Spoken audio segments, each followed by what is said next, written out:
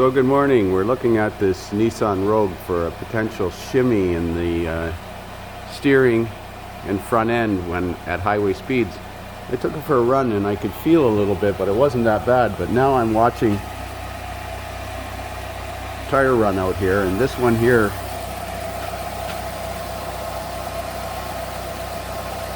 I'm going to set this up on the camera, but you can see the run out in that tire. There's a bulge in that tire.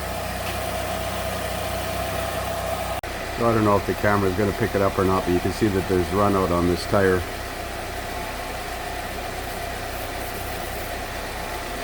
So there's cord separation starting in this tire here. The other ones don't look bad, but being an all-wheel drive, not recommended to change just one tire. So we're just doing a walk around underneath this vehicle to have a little look-see. Customers considering I'm maybe selling it. The back brakes are still quite good. There's probably at least 60% remaining on the pads in there. The rotors aren't rusty. Let's have a look through here. You can see the rotor has nice wear pattern on the outside. The inside one on this side looks pretty good too. You can just barely see it through the backing plate there. And like I said, 50 to 60% left of the rear brake pads as far as I can tell. The front are in better shape. The rotors are like brand new. The brakes have recently been done. You can see there's new brake pads in there. And I'd say they're 80 to 90% brake pad life left on there. There's no loose ball joints. No tie rod ends loose. No oil leaks, as you can see here. Everything is clean and dry. No significant rust, although this vehicle doesn't look like it's been undercoated or oiled, and I would highly recommend that. There's no rust perforation, just some surface rust on the rocker panels. Now's the time to undercoat this thing to make it live a little longer. All in all, it's a pretty clean vehicle. No oil leaks on the rear diff. This is an all-wheel drive. It does have a tire separation or cord starting to fail in the right front tire.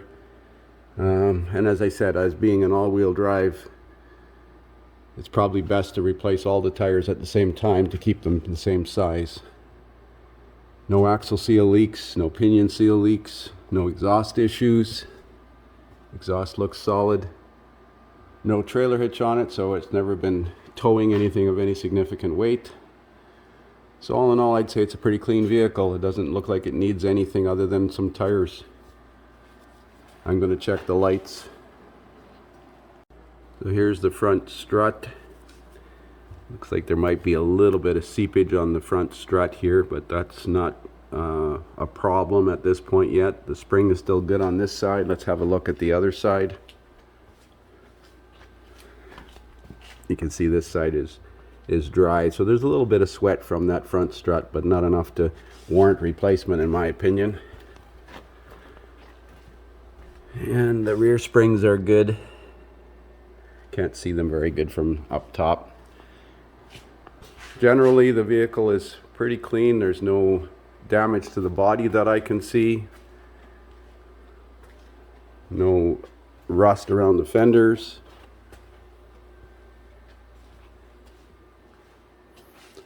Headlights look good.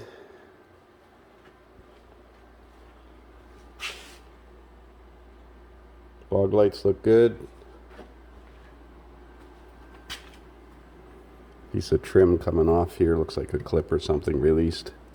Yeah, this clip is popped off. There we go. No extra charge for that repair.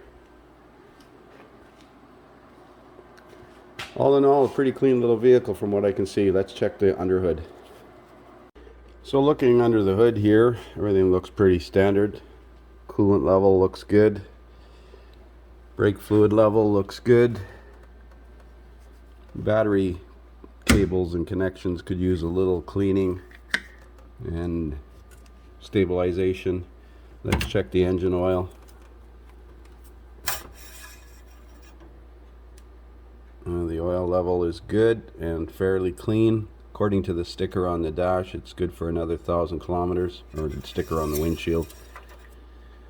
Mind you, they probably put an arbitrary 5,000 kilometers, which is a little premature in my opinion for some customers. Serpentine belt looks okay. Now this, I believe, has the CVT transmission in it. Yeah, so it does have a dipstick for the transmission down there. So we're going to start it up and check the transmission fluid. So this doesn't actually have a transmission dipstick. All it has is this little cap, and you have to figure out the little Houdini clip to release to get the cap off in the first place. So because there's no transmission dipstick, I'm just going to stick an oil dipstick in there just to see what the fluid looks like. So the actual engine oil dipstick here is not quite long enough to reach the bottom, so I got a dipstick out of a Chevy truck, and I'm looking at the fluid level, and it looks nice and clean. Focus. There's no indication of the actual level though, but the fluid is nice and clean. Doesn't smell burnt. On a clean rag it looks clear, which is good. I don't think there's any concerns with the transmission at this time. It certainly drove okay. Now this stupid little cap must be inserted correctly. Put some oil on the seal. I'm going to put some dielectric grease on it. So I neutralized the battery acid on top of the battery, removed the battery cables and cleaned the posts and sealed them with protectant. I also removed the air filter and checked it. It was pretty good. Cleaned some debris out of the bottom. Looks like some rodents have been chewing away at this insulation here, but they didn't enter the air induction system, so that's good. Aside from that, I can't see anything wrong with this. Going to top up the windshield washer fluid. Let's see how much is in there. Put your finger over this little hole, pull it out, and it acts like there's not much in there. There's a level right at the bottom. So we'll fill it up. This thing has 102,000 kilometers on it, I believe.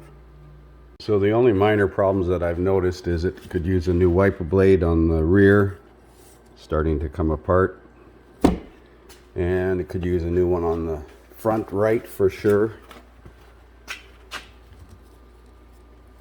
Separating here. The left one is not bad, but I'd recommend changing all three of them at the same time. Other than that, the vehicle is pretty sound. No damage to the windshield, no stone chips, no cracks that I can see. That's just dust, dirt. And as I said, it has about 102,000 kilometers on it. If we look in here, no warning lights on. Yeah, 102,082. Let's start it up. The only warning light on is because I have the door open. That's it. Thanks for watching.